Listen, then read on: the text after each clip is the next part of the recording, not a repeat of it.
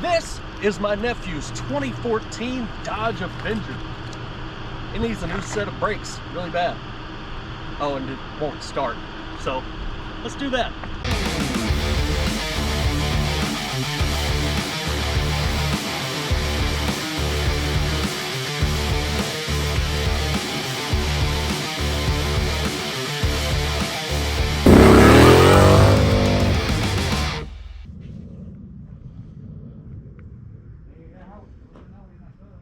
So our adventure starts today here in the junkyard because a new starter is $170.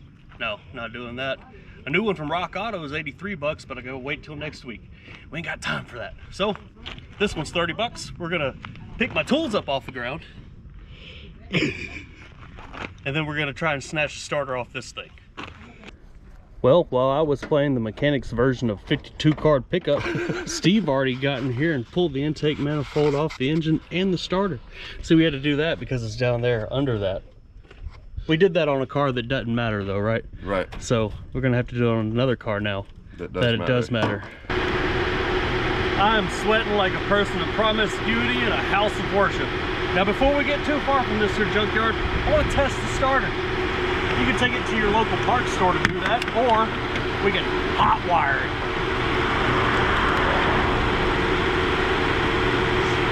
Positive first. Don't hook up the negative yet. You don't want to, you don't want to start making fires yet.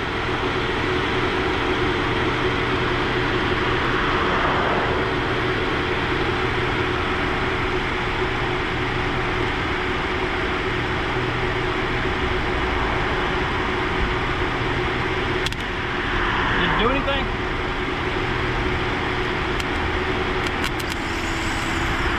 Get in on that, Steve. It does something. So let's go slap it on the car now. So here we are at my nephew's high school parking lot. It needs brakes, yes, but we can't get it back to the house because it does this. Hold on.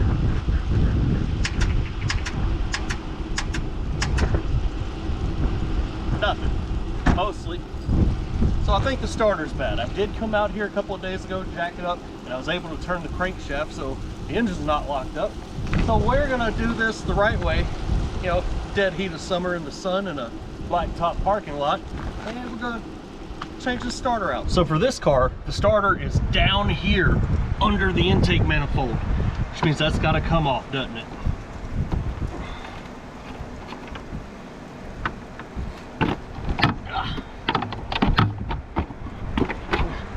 There we go. There's one part.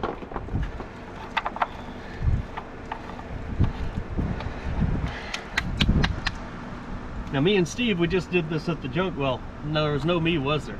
No, I dropped my tools. Steve just pulled this off the junkyard. So now it's my turn to get in here and have a go after it. First thing I'm going to do is disconnect these fuel injector harnesses so that we can get the harness up out of the way. Maybe. Let's see what else I need to get off on this harness.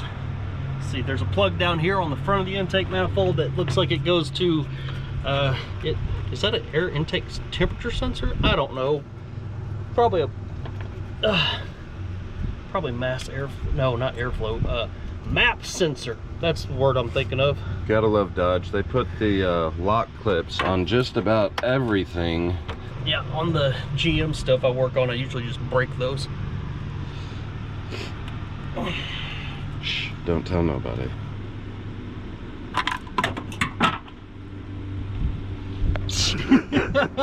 Jeff, where's your flathead, buddy? Nope, that'll never work again. Then we've got a coolant temperature plug over here beside the power steering pump that my fingers were extremely too fat to get in there and actually do something with. Yeah, the one in the junkyard might not work anymore, right? It's definitely not gonna, along with the fuel injector clip that was broken. But it was broken when I got there, yeah. Full disclaimer. Yeah, that is broken now, I believe. Well, you know, that's what zip ties are for. Yeah. That's the thing about these plastics on a lot of this stuff is once it gets, especially newer plastics, once it gets so old and used, it gets so brittle that when you try to take it off the right way, it doesn't. So, you know, there it is. It's out of the way at least. Little clip that goes on top of the valve cover there. Another little harness around back here. One more plug up top. What is that, like a cam position plug? I don't know. I don't think it matters what we're doing today, does it? Could disconnect that hose or just pull it through. There we go. It's out of the way. So you see, the domestic market did eventually come around and start using the metric system, but they didn't want to be just like the Japanese.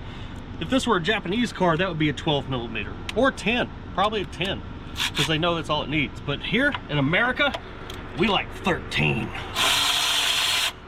There's a bolt there, and a bolt there.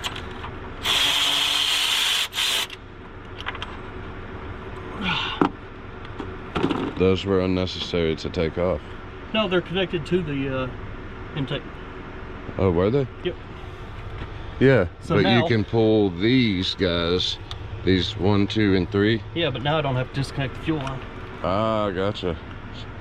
Smart thinking. So now I've got the fuel rail out of the way and may have just broken an injector. Now we can get to the intake manifold bolts on the cylinder head. I don't know, it's the weirdest thing. It had a misfire after we put the starter on. Junkyard starter caused it. Swear.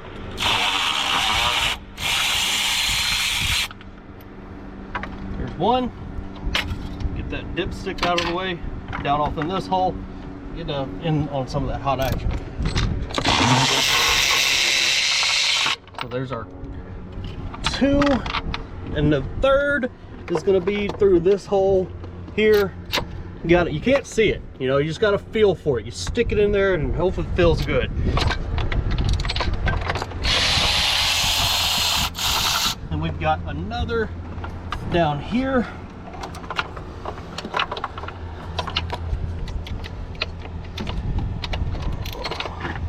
Yeah, it's hotter than 2 rats fornicating in a wool sock out here, I'll tell you. God dang, look at getting here on this harness, Steve. Look at this thing. Jeez Louise. Oh. What? Why? Robin's racing. Oh. Lost my socket and the nut. Never see that again.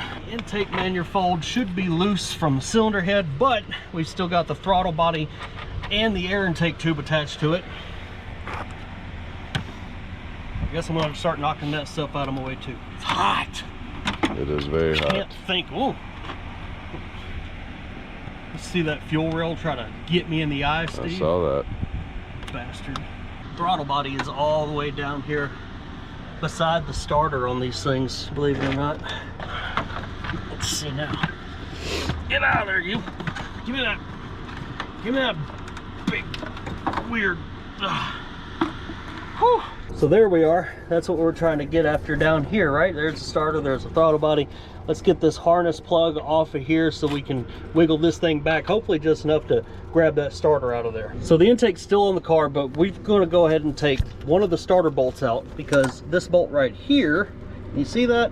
Yeah, that bolt right there attaches the starter to the block, but it also attaches this brace for the throttle body and is holding everything together. I'll be right back. All right, so with that one bolt out, I was able to slide the manifold back. I'm not going to take it all the way off because that, you know, it's still kind of holding on to some stuff with the throttle body, a harness, and some things.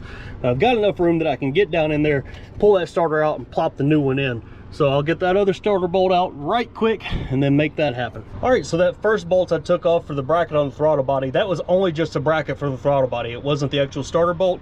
2 15mm over there would hold that starter on there. I've got it loose now, but I've got to get the harness off. So this little plug here, 13 millimeters to get that bolt off there. Unhook the battery, okay? Because if not, it's gonna hit something metal and arc and spark. And then we'll slide that bad boy out of there. Well, took a little bit. I should have put my gloves on, but I got this out of there. Now we'll put the new one in. Steve, get a load of those intake runners there. Look at that. Ugh. We'll just pretend we didn't see that new starter going in. So I got the starter back in. I've got the harness connected to it. Got it in place. Now I'm just trying to wrestle my way into these nuts. Oh no, those are bolts. Either way, you get the idea. they're in a cramped space. So if you got, you know, look, this is the greatest tool I own, and for good reason, because I'd be sitting here with a ratchet right now going for half my freaking life if I didn't have it. Oh, what an investment. Not really. Investments tend to get you returns. I just spent money on this to do things that cost more money to do. Oh. And wrestling between the radiator hose. Oh yeah.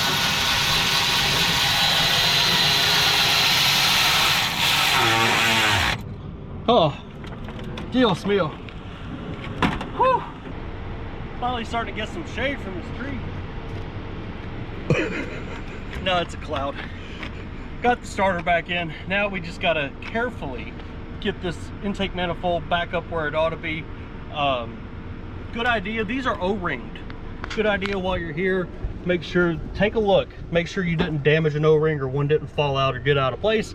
Then sneak her back up on there. Yep, looks good as it's gonna be. Lift it up over the dipstick tube. Wiggle it this way, then that way. Did I get everything on that starter like I was supposed to? And we're back in the general direction. Before I put those bolts in back into the cylinder head, I am gonna put that throttle body bracket back on just to make sure that everything down there is in the angle it ought to be, and then we'll go up here. So putting the intake manifold back on, I'm gonna start with this middle bolt.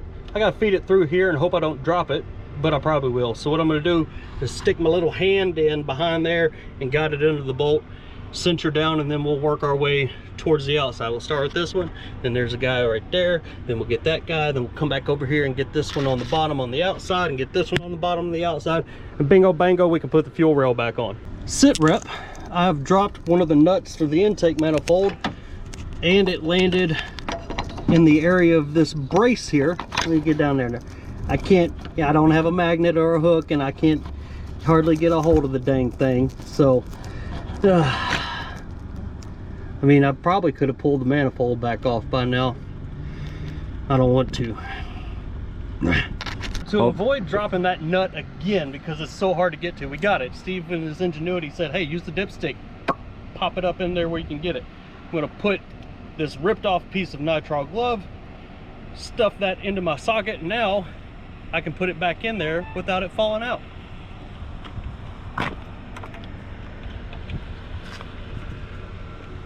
Get it started, take my wrench out, get that piece of glove out. Now we're good to go. Oh, woo! Steve almost died on an intake tube there. All right, we got the majority of the intake manifold bolts back in. Just kidding, we got them all, even that tricky little one. I put that fuel injector back on the fuel rail after I knocked it off. What I'm doing now is taking some of the engine oil off the dipstick, putting it in these injector holes just to lube them up a little bit so we don't pinch or trap or break an O-ring. Flip this bad boy back over, wiggle and jiggle, shimmy and shake. Have her home by 9 though, okay? Why you no shimmy, Jimmy? Yeah. Does that look good? Talking to you, Steve. Looks great, man. Awesome. All the little hoses, the harnesses, everything's put back on. The engine, I think, is put back together the way that I took it apart. Now the only thing left to do, see if the damn thing works.